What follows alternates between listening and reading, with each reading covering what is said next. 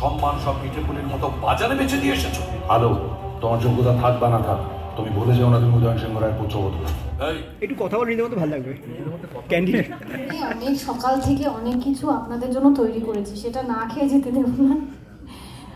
আমার হাতে করা পিঠে মিষ্টি মুখ করে যেতে হবে। একটা শুভ জিনিসের সূচনা হচ্ছে, তাই মিষ্টি মুখ তো মানে বানতাহি হে বলে হিন্দিতে, অতটা হিন্দিটা ভালো করে বলতে পারি না, তাই মিষ্টি মুখ না করে আপনারা কেউ যাবেন না। আসুন। পরিবারে আসা অতিথিদের জন্য তুলে দিচ্ছে। ওখানে দিবেন, ওখানে দিবেন। বৌমা প্লিজ স্লো এন্ড স্টেডি। বৌমা স্লো এন্ড স্টেডি। একটা সৃষ্টি হয়েছে তাদের কাছে যাই। হ্যাঁ হ্যাঁ। তোমার জামাইরা যা লাফিয়ে পড়ে। না না, আমি আজকে লোক সামলাই ওনাদেরকে দাও। একদম খাবে না। সিংহরায় পরিবারে আসা অতিথিদের জন্য এবার পরিবারের বড় বৌমা আলো নিজের হাতে মিষ্টি তুলে দিচ্ছে, তার নিজের বানানো সেই মিষ্টি। কিরোকে দাও পরিবারের বৌমা আলোর স্বপ্ন। তখন একটা একটু খাইয়ে দাও, একটু রোমান্টিক মুড একটু দাও, একটা খাইয়ে দাও, একটু একটু একটু এদিকে ঘুরে ঘুরে।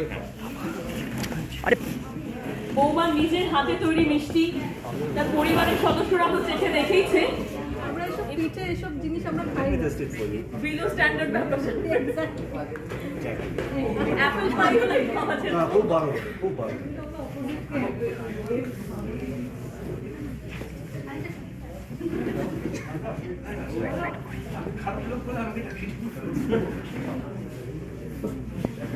অন ক্যামেরা খুব খারাপ, অফ ক্যামেরা আমি জানি না।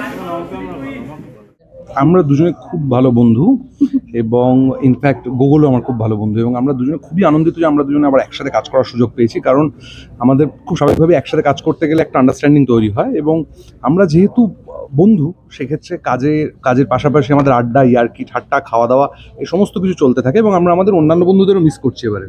হ্যাঁ, মানে আগের প্রজেক্টটা যারা ছিলেন আমি আর তথা এটাই আলোচনা করি, যখনই আমরা শট দিই না তখনই হঠাৎ করে মনে হয় ওই দূর থেকে হয়তো রুকমা ছুটে আসবে, এই দূর থেকে রাহুলদা ছুটে আসবে, এইগুলো খুব মিস করি। ডেফিনেটলি ভীষণ ভালো বন্ধু বলেই হয়তো মানে বন্ডিংটা এতটা সুন্দর ফোটে on screen. So actually I am blessed যে আবার আমি তথাকে অ্যাজ আ কো অ্যাক্টর পেয়েছি। একটু যদি চরিত্রগুলো নিয়ে আমাদেরকে বলো, কিভাবে দেখতে পাচ্ছি ধারাবাহিক। রুদ্রর চরিত্রটা, আমি যে চরিত্রটা করছি তার নাম রুদ্র।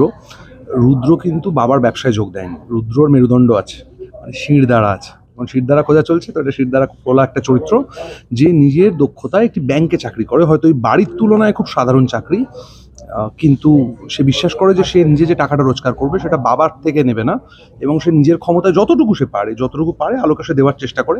তার জীবনে আলোর প্রতি ভালোবাসা একরকমভাবে ভালোবাসা আছে, কিন্তু প্রেমটা নেই।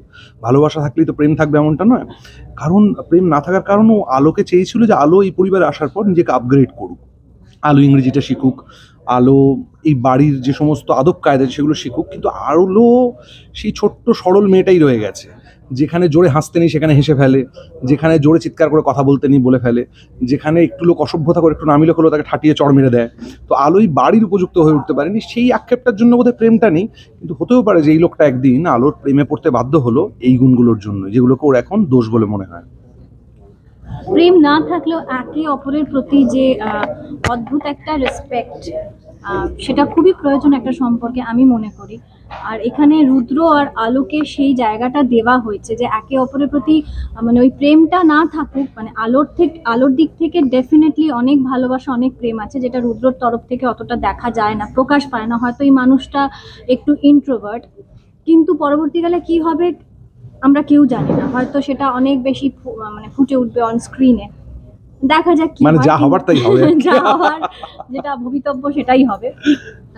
দেশের মাটিতে একসাথে কাজের পর আবারও একসাথে যেহেতু জুটি বাঁধলে, দুজনের মধ্যে কি কি পরিবর্তন লক্ষ্য করলে? কাজে তো একসাথে কাজ কিচ্ছু হয়নি, তখনও লেগ পুল করতে, এখন ইনফ্যাক্ট সেটা আরো বেড়ে গেছে। কথায় এখন হাইট নিয়েও কথা হয়, এক্ষুনি হলো সেটা। হাইট নিয়ে কথা বরাবরই বলতাম। পায়েলের মধ্যে একটা পরিবর্তন আমি লক্ষ্য করেছি, যে পায়েল আগে যে কোনো রাগ, দুঃখ, অভিমান অফ স্ক্রিনে বলছি, সেগুলো পায়েলের হাসি দিয়ে ডিফাইন করা যায়। পায়েলের হাসির ওপর একটা রাগের হাসি আছে, পায়েলের ঘৃণার হাসি আছে, পায়েলের বিভিন্ন রকম হাসির স্যাম্পেল আছে। হ্যাঁ, পায়েল সবটাই হাসি দিয়ে ডিফাইন করে। এখন দেখলাম পায়েলের মাঝে মাঝে ভুরু কোচকাচ্ছে, মানে হাসিটা বন্ধ হচ্ছে। বয়স বেড়েছে তো, তথা বুঝতে হবে বয়সকালে অনেক কিছু পাল্টায়। বাকিটা একদম একরকম রয়েছে পায়েল, একই রকম। এবং খুব আমরা না যে সোসাইটিতে বাস করি সেখানে সংবেদনশীল মানুষের খুব অভাব। আমার পায়েলের সাথে বন্ধুত্ব হওয়ার কিংবা কাজ করতে গিয়ে আনন্দ পাওয়ার একটা মূল কারণ, পায়েল ভীষণ একজন সংবেদনশীল মানুষ। সেটা শুধু মানুষের প্রতি নয়, মানুষের প্রতি তো বটেই, মানে কোনো বাচ্চা হোক, কোনো টেকনিশিয়ান হোক, কোনো জুনিয়র আর্টিস্ট হোক, তাদের প্রতি পায়েল ভীষণ সংবেদনশীল। এছাড়া জীবজন্তুদের প্রতি, মানে এই স্টুডিওতে বেশ কিছু বেড়াল ছানা আছে, পায়েল কিন্তু 3 দিন ধরে মাথা খারাপ করছে কি খাওয়ানো যায়। দুধ খাওয়ানো হলো, দুধ খেলো না, এই বিস্কিট খেলো না। ফাইনালি আজকে ক্যাট ফুড আনানো হয়েছে, পায়েল সেটা দায়িত্ব নিয়ে খাইয়েছে। তো খুব স্বাভাবিকভাবে বোঝা যাচ্ছে যে আমাদের মধ্যে বন্ধুত্বের কারণটা আর কি। পায়েল একজন সংবেদনশীল মানুষ, এবং যে কোনো সংবেদনশীল মানুষের প্রতি আমার যে শ্রদ্ধা থাকে, পায়েলের প্রতি সেই শ্রদ্ধাটা আমার রয়েছে। ফাইনালি আসছে, সেটা নিয়ে দর্শকদের ফাইনালি আসছে সান বাংলায়, বলো তুমি বলো। ফাইনালি কোন সেই আলোর স্বপ্ন নিয়ে আপনারা দেখতে পারবেন সান বাংলার পর্দায় 30শে সেপ্টেম্বর থেকে। আর সেটা 8:30 নয়, 8টার সময় অবশ্যই দেখবেন। আমার চরিত্রের নাম হচ্ছে মেহুলি সিংহ রয়, আর আমি এই পরিবারের ছোট বউ, ঋষির বেটার হাফ। আর মেহুলি ভীষণই ক্লাস কনসিয়াস একটি মেয়ে, আর ও প্রফেশনাল লাইফে খুব পরিপক্ত, এবং এই ফ্যামিলির যে বিজনেসটা, ওটা প্রেসের বিজনেসটা, ওটা মেহুলি আর ঋষি মিলে ওরাই সামলায়, এবং ওরা কোথাও গিয়ে চায় বিজনেসটাকে কমপ্লিটলি টেক ওভার করতে। আর মেহুলি কোনোভাবেই আলোকে পছন্দ করে না, বিকজ যেরকম বললাম মেহুলি প্রচণ্ড ক্লাস কনসিয়াস, অ্যান্ড সেই জন্য ওর ওই নাকুচু ব্যাপারটা, ওর ওই অহংকারটা আছে যে আলো একটা সিম্পল ফ্যামিলি থেকে আসে, আর মেহুলি প্রচণ্ড একটা ওয়েল টু ডু, মানে higher strata of the society, ওরকম একটা ফ্যামিলি থেকে আসে। তো মেহুলির ওই ব্যাপারটা একটা আছে। অ্যান্ড ও ঋষিকে সব ব্যাপারেই আর কি মোটামুটি ঋষিকে বলে দেয়, চালায় সব কথায়। So that is Mehuli. হ্যাঁ, ঋষি বাড়ির ছোট ছেলে, অবভিয়াসলি খুব অ্যাম্বিশিয়াস বাবার মতো, এবং বাবার ধারাতেই চলে, বাবাকেই সব কিছু মনে করে যে বাবার কথাটাই লাস্ট কথা।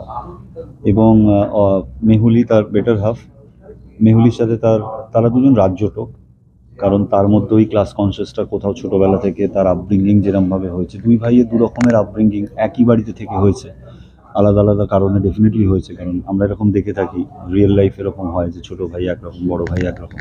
তো Rishi is more like his father, খুব অ্যাম্বিশিয়াস, বউ যেটা বলে সেটা শোনে, এবং সেটা শুনে তার মধ্যেও তার কিন্তু একটা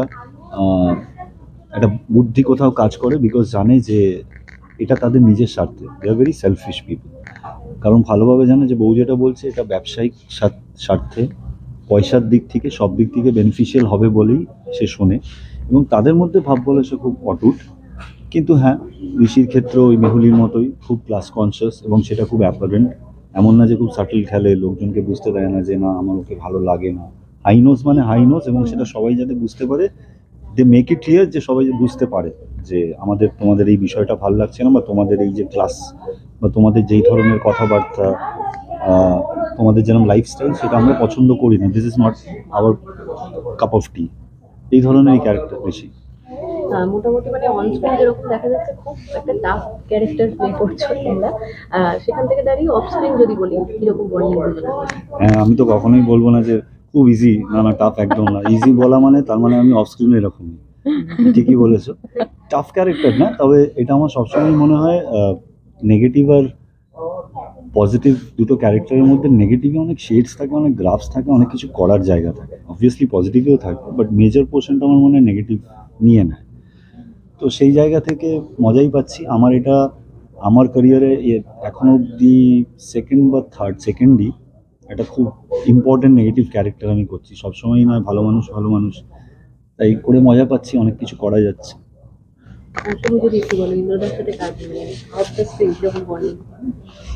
খুব ভালো বন্ডিং, আমরা এক্ষুনি ওটাই বলি করছিলাম যে খুব কম দিন হলো আমরা শুটিং করছি একসাথে, আর এমনও নয় যে মানে কেউ খুব জোর করে কিছু একটা করার চেষ্টা করেছি। বাট হ্যাঁ, আমি একটা ক্রেডিট নেবো, যেটা বলছিলাম যে I pushed him to make reels, and that's where the ice broke. And তার প্রথম দিনে ইন্দ্রদা বুঝতে পারছেন হ্যাঁ এটা করবো, এইদিকে যাবো, ওটা করবো, তো ওটা ইন্দ্রদা লাস্ট দিন অব্দিও বুঝতে পারেনি। তো হ্যাঁ, আর নেগেটিভ চরিত্র হিসেবে তো যাই না, মানে আমি অনেকগুলোই নেগেটিভ চরিত্র আগে করেছি, তো বাট হ্যাঁ মাঝখানে প্রায় 3 বছর মতন আমি কোনো নেগেটিভ চরিত্র করিনি, তো অনেক বছর পরে করছি, তো ওটা একটা মজার বিষয়। হ্যাঁ, কমফর্ট লেভেলটা তো সত্যি ডেফিনেটলি, আমি সরি ওটা মিস করে গেছিলাম ফ্যাক্টর। তার কারণ হলো ওটার পুরো ইম্প্যাক্ট এবং রিফ্লেকশনটা কিন্তু স্ক্রিনে গিয়ে পড়ে, বোঝাই যায় যে কে কার সাথে কতটা comfortable. In that way Mehuli মানে সুরঞ্জনাও অতটাই কোঅপারেট করেছে বলেই we are so comfortable with each other. বলো প্লিজ কন্টিনিউ। হ্যাঁ, তারপরে স্পেশাল খাবারও পাই, হ্যাঁ প্রচুর খাওয়াতে শুরু করে দিয়েছি। মজা করে, বাট হ্যাঁ মানে to put it in short, it's a good bond and I hope touch wood it stays this way.